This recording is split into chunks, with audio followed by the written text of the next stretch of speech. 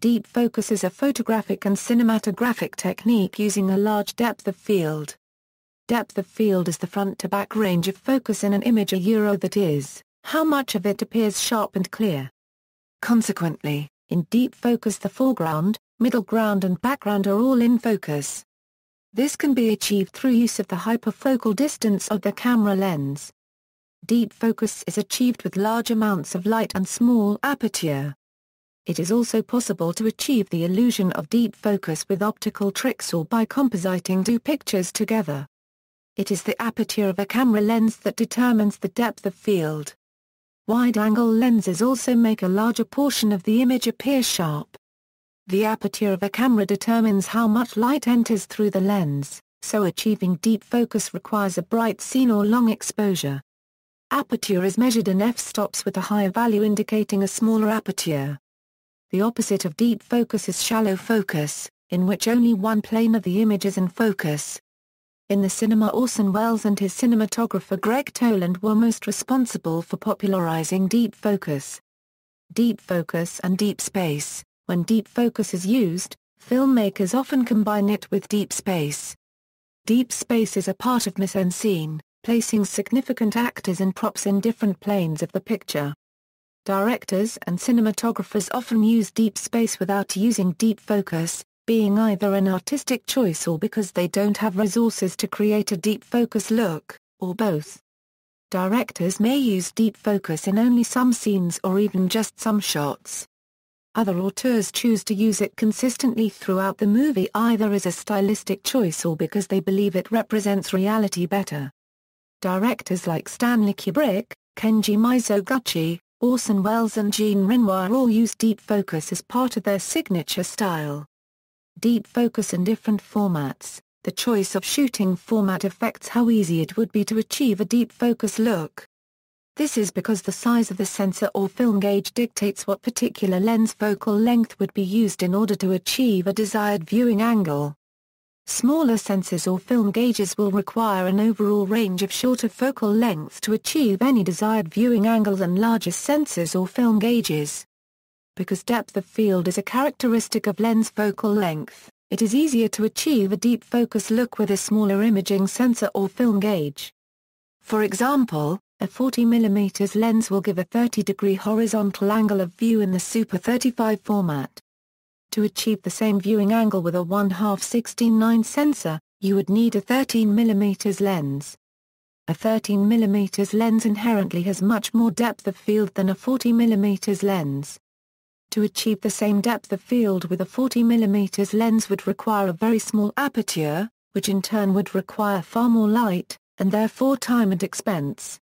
Some filmmakers make deliberate use of the deep focus capabilities of digital formats.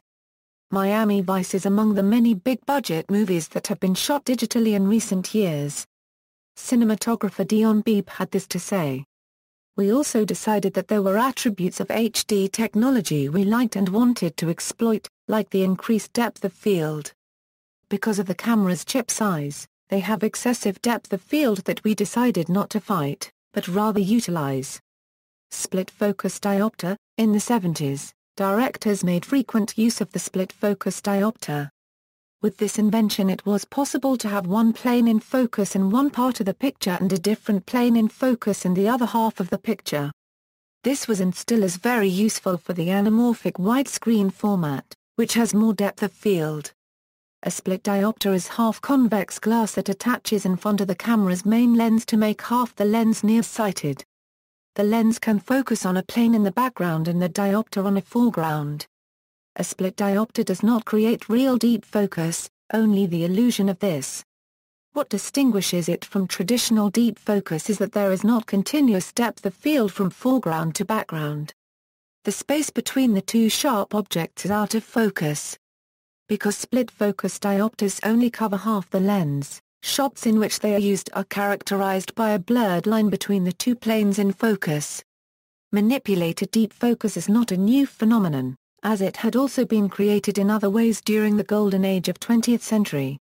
The diopter gave the opportunity for spectacular deep focus compositions that would have been impossible to achieve otherwise. In the American New Wave, Director Brian De Palma explored the possibilities of the split-focus diopter extensively, as did other 70s films such as Robert Wise's The Andromeda Strain and Star Trek, the motion picture. Use in modern films. Starting in the 80s, American cinema has developed a trend that film scholar David Bordwell calls intensified continuity. Bordwell claims that 1. The average length of each shot in a film has become shorter over the years. 2. Scenes are built up by closer framing. 3. More extreme focal lengths are used. 4. The scenes include an increased number of camera moves. This trend has led to deep focus becoming less common in Hollywood movies. As mentioned in Bordwell's second point, master shots where 2 or more characters hold a conversation have gone out of fashion, lessening the need for deep focus. In a contemporary Hollywood movie, a dialogue scene may consist only of tight close-ups, with the master shot abandoned. If more than one plane in the image contains narrative information, filmmakers switch focus instead of keeping both focal planes sharp. In addition, modern sets tend to have less lighting for more comfortable working conditions, and use of deep focus tends to require more light. The development of intensified continuity may be due to directors' desire to capture the action or dialogue from many different angles and views. Getting these shots is called coverage. The U.S. film critic Dave Keir explains it this way. If there is a single word that sums up the difference between filmmaking at the middle of the 20th century and the filmmaking of today, it is coverage. Derived from television, it refers to the increasingly common practice of using multiple cameras for a scene. To stage a whole scene in one shot is no longer common. Director Steven Soderbergh claims that kind of staging is a lost art, which is too bad. The reason they no longer work that way is because it means making choices, real choices, and sticking to them. That's not what people do now. They want all the options they can get in the editing room. Notable uses: the following films and television programs contain notable examples of deep focus photography. See also, depth of field, hyperfocal distance, shallow focus. References. Further reading: Bordwell, David. Kristen Thompson. Film Art, An Introduction. New York, McGraw-Hill.